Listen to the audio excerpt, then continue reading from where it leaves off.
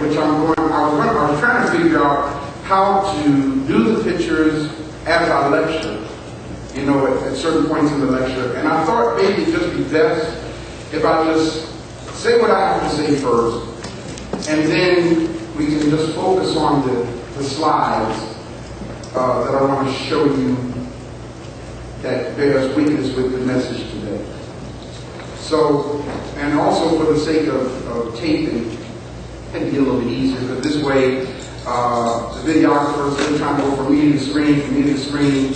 When we get to the picture, you can just focus on the screen and they'll be there on the videotape. Okay? I want to do something that I really should have done a long time ago, and I just never did it. I guess I was so focused in trying to disseminate the information that I had come to learn that I did not honor a very important person that was very instrumental in my development and growth. So I would like to dedicate today's message to a man who I met in 1989 in Harlem, New York. This man was and still is one of the world's greatest hematologists. What did I just say? Hematologist. I didn't say Egyptologist. I said hematologist. And the reason why we differentiate between the two is because whenever we talk about Egypt, nowadays we're talking about the Egypt that exists since the invasions of Egypt. Yes. Right. But when we say Kemet, Kemet means black. So we're talking about the ancient civilizations of our ancestors. You see, it was the personal time that this great man took with me and one of my associate ministers. In my previous church in New Jersey, I had a young brother that was working with me very closely by the name of Minister Derek Bohr.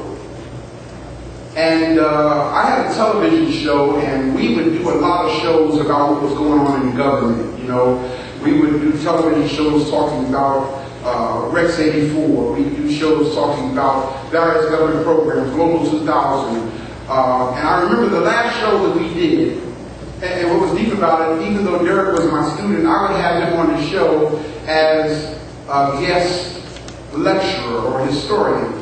And the last show that we did was a show entitled The Emergency Powers of the President of the United States. And in that show, we really dealt with things like Senate Bill 2834, which gives the President of the United States unlimited power to do virtually anything he wants to do without an act of Congress, as George Bush has so adequately shown us. Okay? And the very week that we did that show, about 6 days later, Derek called me and we were supposed to meet and do some more taping, and he didn't show up.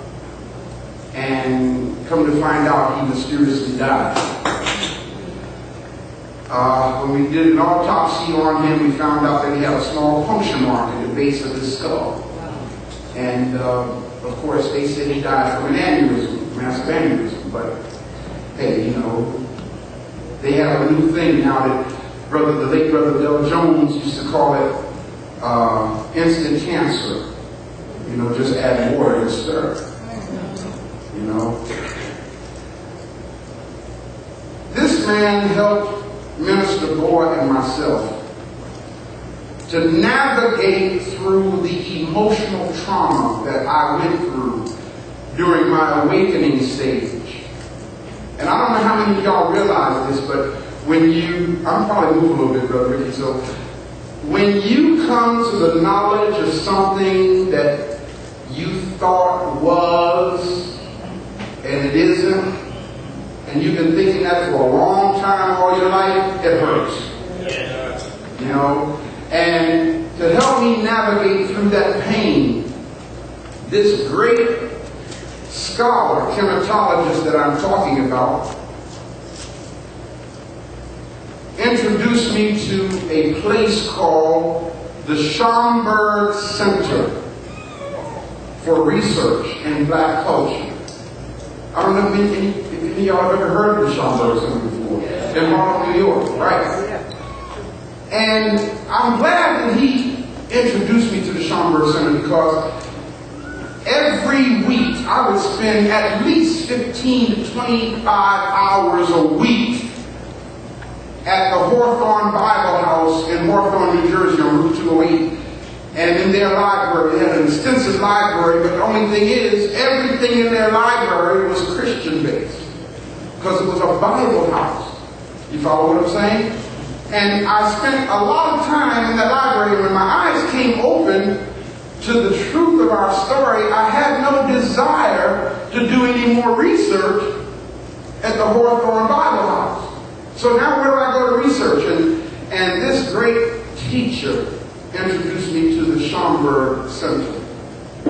It was this great man who first invited me to attend a lecture that was given by the late, great warrior scholar, Dr. John Henry Clark, at the Slave Theater in Brooklyn, New York. And it made me feel so good, because at the end of Dr. Clark's lecture, this great man that I'm talking about introduced me to Dr. Clark, and he put his hand on my shoulder and he said, "John, we have a brother."